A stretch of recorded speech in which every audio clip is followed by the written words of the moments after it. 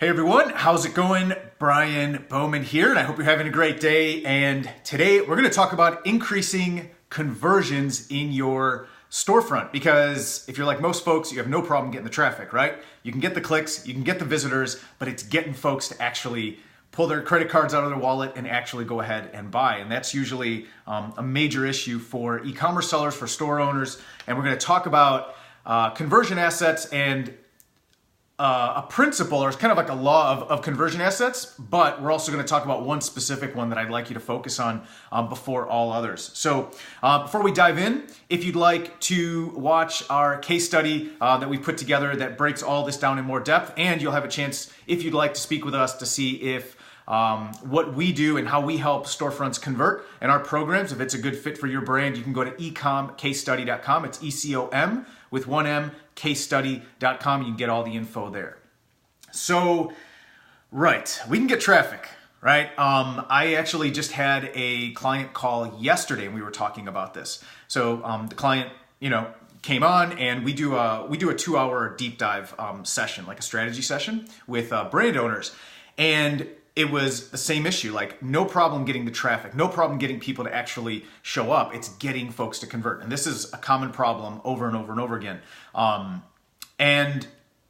a benchmark, just so you know, like most stores are going to have a 2 to 3% conversion rate, which is quite low. But I've talked about this in the past. It's, only 2 to 3% of the market is ready to buy now anyway. That's in any industry. It doesn't matter what we're talking about. At most 5%. The bulk of the market, 50%, they're just going to need time to convert. So what you're trying to do is do the best you can to convert those people who want to buy now, and then you want to have some kind of follow-up and remarketing in place to capture that other 50%. But today specifically, I want to talk about conversion in general and what you can do to maximize conversion on those people who initially show up, right? That 2 to 5% who's ready to buy.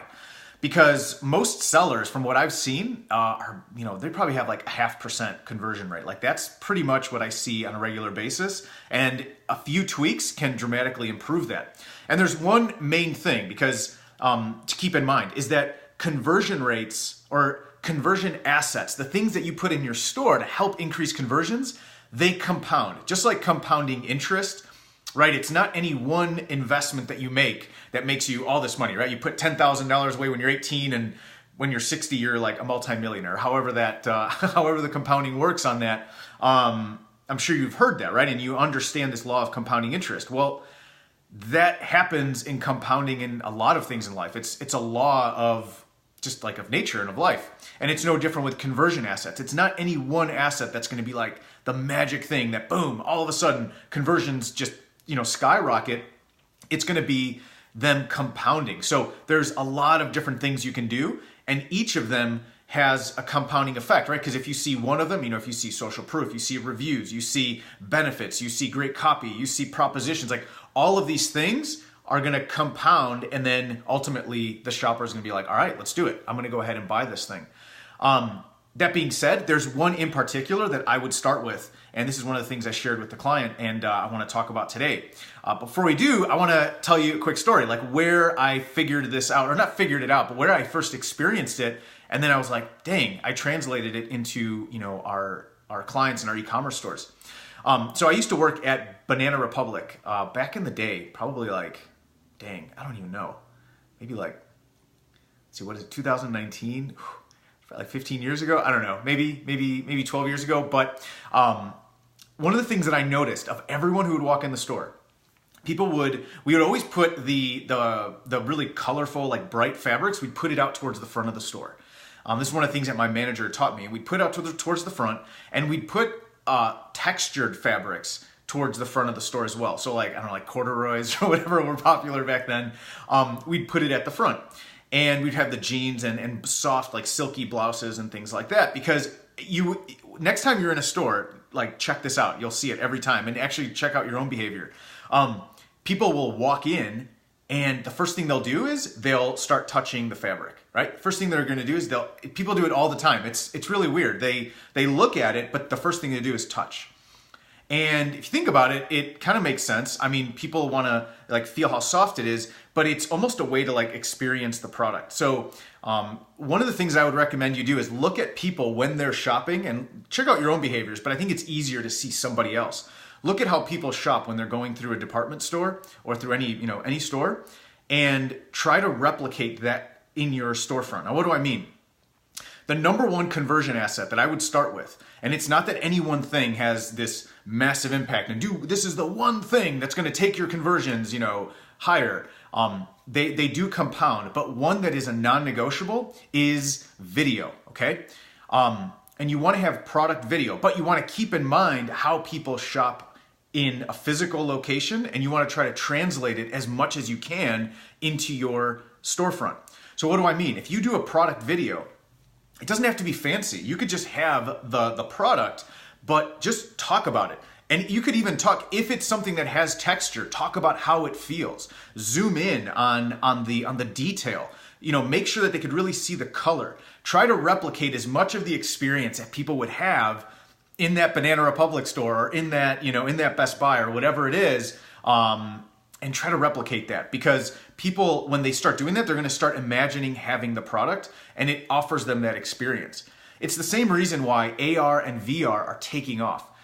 There's actually some applications that are being made now. So augmented reality. AR is you can take your phone, right, and augment reality. So you're not putting like a headset on like virtual reality. You're just augmenting, think of Pokemon Go. That was like the first big mass adoption of augmented reality. Now you have companies like Benefit Cosmetics. Go check them out. They're doing amazing with AR, where they have an application where you can choose the makeup color and the eyeshadow and stuff, and it'll use your camera like a selfie, and it will augment your eyebrows or the blush or whatever you're putting on.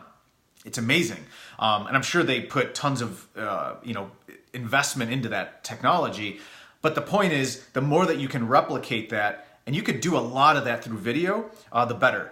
And never be concerned about having too much, like putting too many conversion assets out there or too many videos. You will never lose a sale because of what you said. You will always lose a sale because of what you didn't say. It's almost impossible to say something and kill the sale. I mean, within reason, right? Most of us are pretty rational. We understand what to say and what not to say. At least to the extent where it would take a sale away. You will lose a sale because of what you didn't say. So I would always err on the side of too much conversion assets. Too much information, too many videos. And when I say too much information, please don't get me wrong. I'm not talking about a wall of text. I'm talking about in the video. You could have 2 or 3 videos detailing different parts of the product or the company or the experience or your brand story.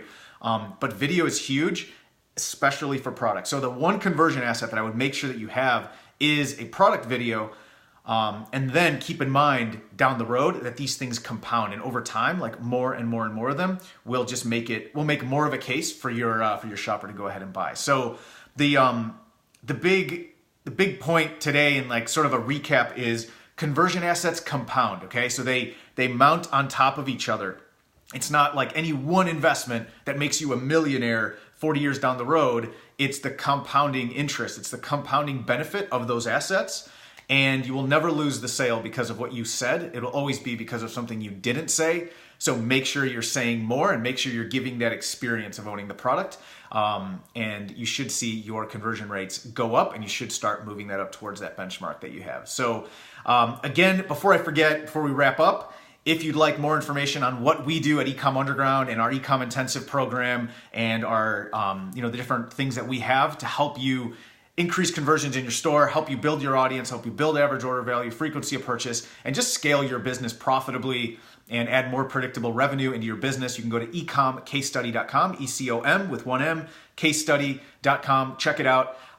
We have a video case study there for you, and you can also book a time to speak with our team and see if what we do is a good fit. So with that, go ahead, implement your conversion assets, get those videos done, increase your conversion rates, and we'll talk soon. All right, bye.